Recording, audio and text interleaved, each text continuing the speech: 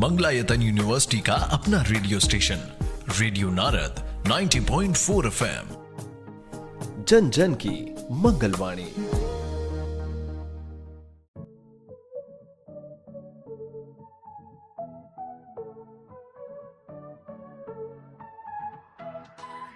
स्वागत है दोस्तों, रेडियो नारद 90.4 FM से मैं हूं आपके साथ आरजे याशी और प्रोग्राम शुरू हो गया है मंगलवाणी। जी हाँ दोस्तों, जिसमें मैं आपको एक ऐसी सेलिब्रिटी से मिलवाती हूं जिनके बारे में जानकर पढ़कर आपको खुशी होगी और साथ ही आपको बहुत कुछ सीखने को मिलेगा। आज हमारी स्पेशल गेस्ट हैं डॉक्टर श्यामला सर्वपल्ली मृतंटी जी। अकम्प्लिश साइंटिस्ट हैं जिन्होंने न्यूरो इम्यूनोलॉजिस्ट में अल्जाइमर डिसीज पर वर्क किया है। साथ ही वो अपना प्रोफेशनल करियर यंग वुमेन के साथ शेयर करती हैं फॉर द साइंस स्ट्रीम। इनके एजुकेशन की बात करें तो उन्होंने बीएससी, एमए, एमएससी और पीएचडी जैसी डिग्रियां हासिल की हैं। साथ ही इनकी एक्सपर्टीज रही है neuro science, immunology, botany, philosophy और योगा मेडिटेशंस में। रिसर्च की बात करें तो दोस्तों 30 पब्लिकेशंस, 507 साइटेशंस पब्लिश्ड हो चुके हैं और आज वह 2 कंपनीज की फॉर्मर भी हैं।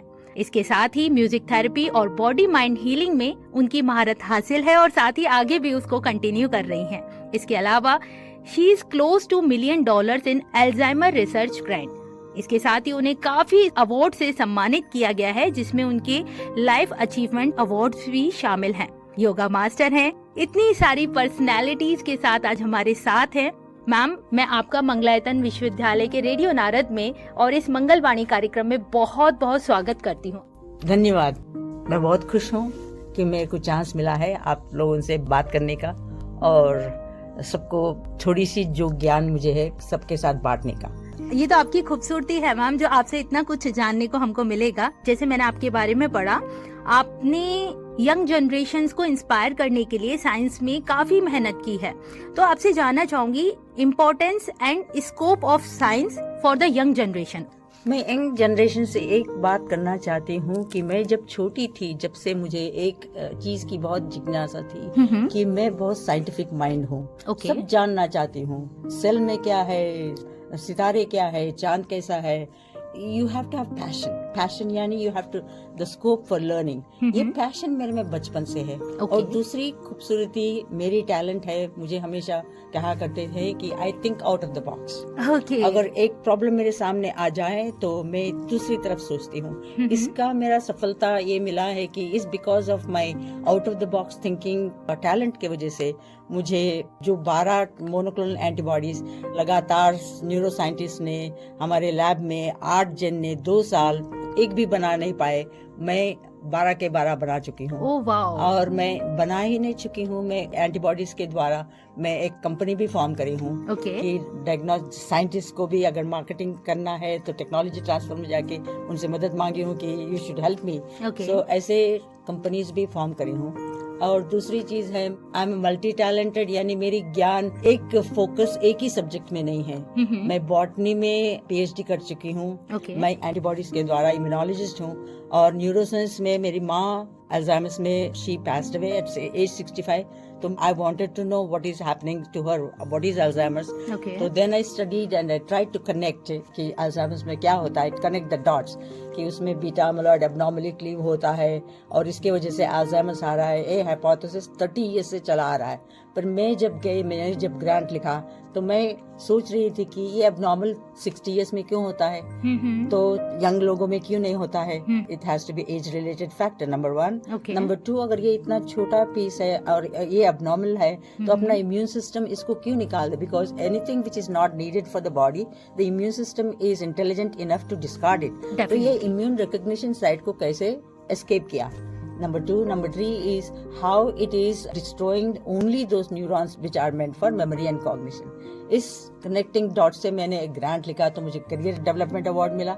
उसमें मैंने जब एक्सपेरिमेंट स्टार्ट किया तो अननोन रिजल्ट्स मेरे सामने आए। इसके लिए मैंने 6 months स्ट्रगल किया कि जैसे अगर मेरा बॉडी चिकन पॉक्स अटैक हुआ तो मेरी बॉडी चिकन पॉक्स एंटीबॉडीज बनाते हैं, मलेरिया के तो नहीं बनाते हैं ना। ऐसे काउंटर रिजल्ट्स आए थे। तो उस मामले में मैं बहुत कोशिश करी हूँ, सब लोगों से पूछी हूँ, एक्सपर्ट से, किसी से हासिल नहीं हुआ। पर एक दिन मैं जब गाड़ी ड्राइव कर रही थी मुझे वो समझ में आया कि ये होता होगा। तो मैं वापस पलटा के लैब गई, सुबह के 3 बजे तक मैंने 25 एक्सपेरिमेंट्स प्लान किया, फिर 6 महीने लगा सब में टेस्ट करने के लिए, then that became an invention.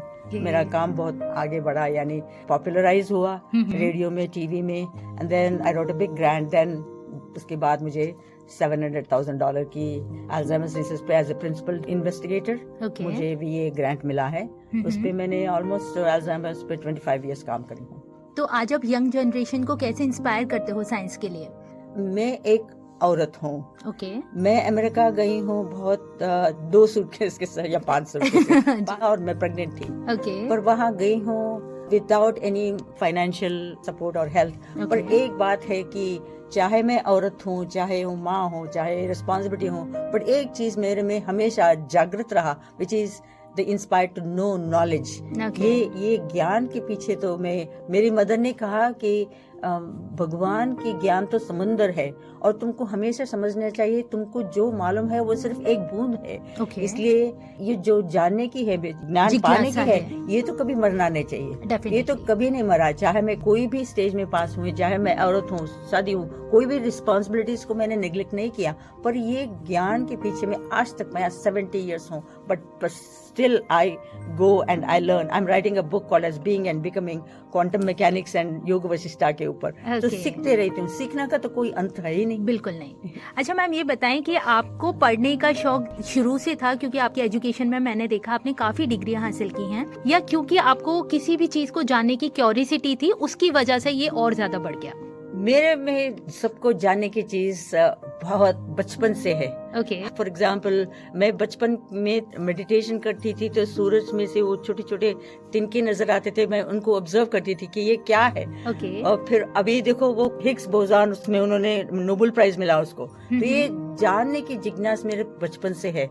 अभी योग वशिष्ठा और क्वांटम मैकेनिक्स कंपेयर करके मैं बुक लिख रही हूँ, वो आनंद दूसरा ही है, उसका कोई संबंध नहीं है मटेरियल से। जो मटेरियल सेटिस्फैक्शन या पैसे कमाने के लिए नहीं है, ये ज्ञान सीखने के लिए होता है, और वो मेरे में बचपन से है। ओके, आप योगा मास्टर रही हैं, तो आपसे जानना चाहूंगी योगा की क्या वैल्यू है हमारी बॉडी के लिए, हमारे शरीर के लिए? डेफिनेटली, अल्जाइमर्स में 30 इयर्स मैंने काम किया। हम जो ज्ञान पंचेंद्रिय द्वारा ग्रहित करते हैं वो एक सेट ऑफ ज्ञान है। As a scientist, we go and then we do the experiments, and experiment का जो results आता है हम publish करते हैं। पर पंचेंद्र के अतीत भी तो ज्ञान है, वो ज्ञान, we are two sides of the same coin। वो पंचेंद्र का अतीत जो ज्ञान है वो इस subtle secret knowledge, and जो भी है हम वेदास में है वो भी scientific है। मेरी खुशनसीबी ये है कि मैंने बॉटनी पढ़ा, तो इसके लिए मैंने क्या किया कि हल्दी से कैसे न्यूरॉन्स को प्रोटेक्ट कर सकते हैं।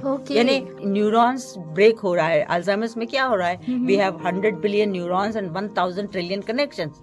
तो इनमें क्या हो रहा है, ये न्यूरॉन्स में कनेक्शन ब्रेक हो रहा है। जैसे इलेक्ट्रिकल वायर में ब्रेक हो गया, तो जैसे ट्रेन चल रही है, पटरी अगर टूट गई तो क्या होता, गाड़ी रुक जाती है। ऐसे ही माइंड जो है सर्वव्यापी है। Mind is not an organ, gene, protein, neuron, खोने वाली चीज नहीं है। जैसे आप श्वास ले रहे हैं, तो अगर आपका नाक कोई पकड़ लिया तो आप बोलेंगे अरे मेरा नाक बंद हो गया, पर आप तो नहीं बोलेंगे ना कि हवा खो गया, है ना? इसलिए ऐसे ही ये जो माइंड है, माइंड इज इन्फिनिट, और आप अगर रियलिटी जानना चाहे तो आप ही सर्वव्यापी माइंड हो, मीन्स आप ब्रह्म स्वरूप हो, राइट?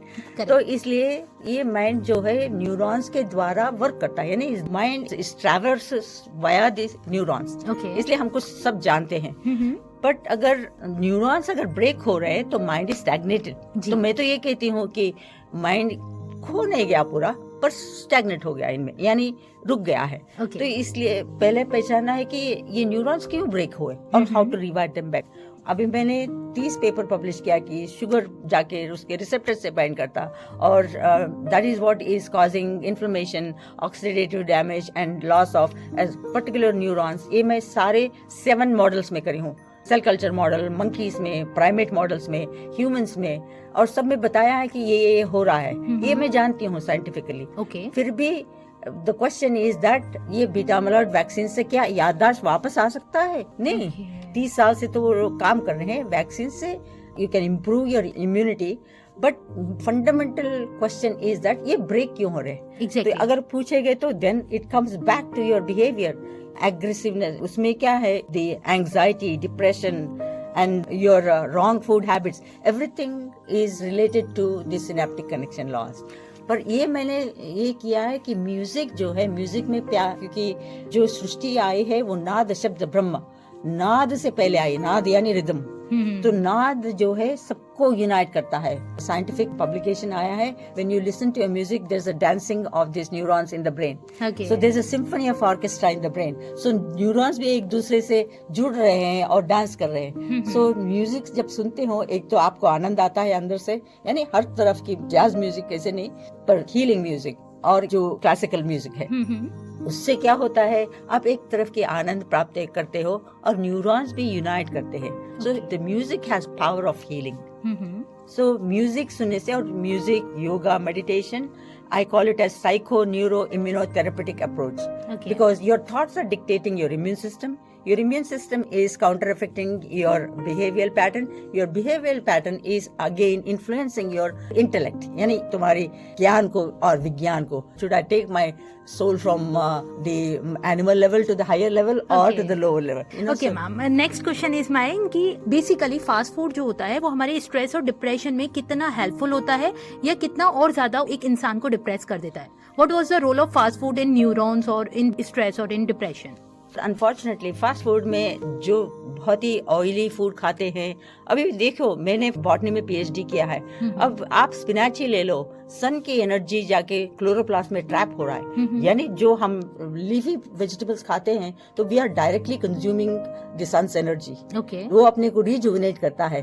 अगर बहुत डीप फ्राइड फूड खाओगे तो automatically it causes alteration in your immune system and it causes cholesterol level high हो जाता है। और अपने देश में क्या है, एक प्रॉब्लम है, सब समझते हैं कि हम वेजिटेरियन खा रहे हैं पर स्वीट्स बहुत खाते हैं।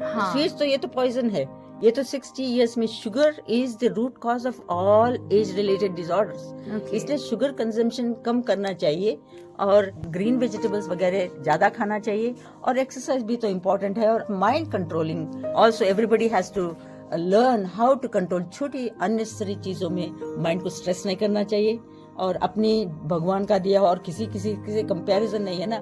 It's like you have to be happy within. अभी मैं 70 इयर्स की हूँ, I never keep quiet, I go to art class, painting करती हूँ, बहुत बढ़िया पेंटिंग करती हूँ मैं। सो आई डू समथिंग और the other which makes me happy. बहुत ही खास बात और बहुत ही इम्पोर्टेंट बात बताई मैम आपने इन सबसे जुड़ी। साथ ही आज आप मंगलायतन विश्वविद्यालय में आए हैं, आपको कैसा लग रहा है, यहाँ की क्या चीजें अट्रैक्ट की हैं और आपको किस चीज से ज्यादा खुशी हुई है? मंगलायतन यूनिवर्सिटी मुझे बहुत ताजुब किया, यानी एक तो एनवायरनमेंट बहुत अच्छा है, ये तो कृष्ण जन्म स्थान है, इसके लिए और भी खुशी हुआ है। पर यूनिवर्सिटी का जो ओवरऑल गोल है, जैसे आपने वो सरस्वती का वंदना गाया, मैं बहुत खुश हूँ। तो आप ज्ञान को वंदन कर रहे हैं और ज्ञान प्राप्त करना चाहते हैं, बच्चों को स्टिमुलेट कर रहे हैं, बच्चे जान के ये सीख के आगे बढ़ के वही बांटेंगे ना, अपने देश को ऊपर लाने वाले तो यही जनरेशन, कल्चर को एक्सपेंड कर रहे हैं। और यूनिवर्सिटी में एक चीज अच्छी लगी कि बायोटेक्नोलॉजी से पूरी जो एजुकेशन है it's geared towards health, it's common health of the public. So that concept is very good, that जो भी आप सीख रहे हो ultimately it has to health, peace of mind and happiness, तीनों कंबाइन होना चाहिए। ओके मैम, और चलते चलते एक आखिरी सवाल और आपसे करना चाहूंगी। आज जो श्रोतागण आपको सुन रहे हैं, आप उनको अपनी ओर से क्या संदेश देना चाहोगे, एक मैसेज के रूप में क्या कहना चाहोगे? मैं श्रोतागण से यही कहूंगी, वो भी स्पेशली यंगर जनरेशन, ये हमारे कल के भविष्य के यही है पिलर्स, मैं इनसे यही करना चाहूंगी कि आप सीखना, एक पैशन रखना चाहिए कि मैं कुछ सीखूं और जो भी ज्ञान है उनको प्राप्त करूं और अपने लिए ही नहीं अपनी सोसाइटी के लिए उसको बांटें। इनके ऊपर ही आधार है ना हमारा देश। बिल्कुल मैम, बहुत ही अच्छी बात कही आपने, साथ ही बहुत ही खूबसूरत सा संदेश दिया। दोस्तों, अभी मेरा वक्त हो गया है आपसे विदा लेने का, लेकिन जाने से पहले मैं बहुत बहुत धन्यवाद करना चाहूंगी श्यामला जी का, जो कि आज हमारे साथ ना सिर्फ जुड़े बल्कि हमें बहुत सी खास जानकारियां दी, जिससे मुझे लगता है कि आपको आपके भविष्य में बहुत मदद मिलेगी। मैम, आप ना सिर्फ रेडियो नारद से जुड़े और बहुत सारी अच्छी जानकारियों के साथ आपने अपनी वाणी को विराम दिया, आपका बहुत बहुत धन्यवाद। धन्यवाद, मुझे भी ये मौका मिला, thank you very much. Thank you so much. तो दोस्तों, फिर लेकर आऊंगी आपके लिए एक नया खास विषय और जानेंगे एक नए खास इंसान को उनकी मंगलवाणी में। तब तक के लिए मुझे यानी आरजे याशी को दे इजाजत। रेडियो नारद 90.4 FM, जन जन की मंगलवाणी।